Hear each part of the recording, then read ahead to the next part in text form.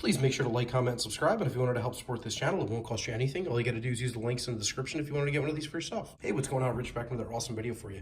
Picked up a heat gun to replace my old one. Had one that I picked up a while ago at Home Depot. I think it was around 30 bucks. I can't remember how much this was exactly when I picked it up. I picked it up about 6 or 7 months ago, but when I did, I know it was a lot less when I got it. Genesis is a really good company. I've had their oscillating tool. I've used it for years and years and years. It's kind of like a fine multi-master, but it's just a very inexpensive version. I believe these are made in China, but really good tools. Never had a problem with them. And I decided to get one of the heat guns to replace my old one. And here is what the inside of it looks like. It just comes in a regular box, no frills, nothing special. It is 120 volts, obviously. It goes from 750 to 1500 watts, which equates to 572 degrees or 1000 degrees Fahrenheit.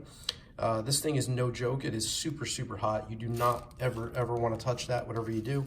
That will take your skin right off. It's a really good tool. I like using it for doing drywall. If I need to patch something up and I need to dry it quick. A lot of people like to use a cigarette lighter or a butane torch when they're doing heat shrink tubing. You should really never do that because you could damage it now and it'll break and fail over time. So the best thing to do is just use one of these, a heat gun on low setting. So it's got the two settings right here. Go onto low, or you go onto high, and in the middle right there it is turned off. It's got a regular North American plug. It comes with a bunch of tips. So if you want to specifically dry like a certain area, you could do that. You just take this and slide it over the tip. You have another end here, which is flat. And then you have one more here, which is flat and curved.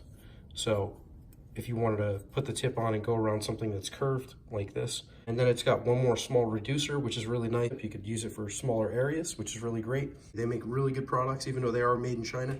Much more inexpensive than the stuff here in the USA. I try to buy everything made in the USA, but at the same time, fine multi-masters, the last time I bought one was $400, and I bought a Genesis one for like 30 bucks at the time. Some of these tools, even though they are made in America and they're great tools, they're just way overpriced, and you're not really getting a benefit to getting them. So unfortunately, sometimes you have to go overseas and get something not made in the USA.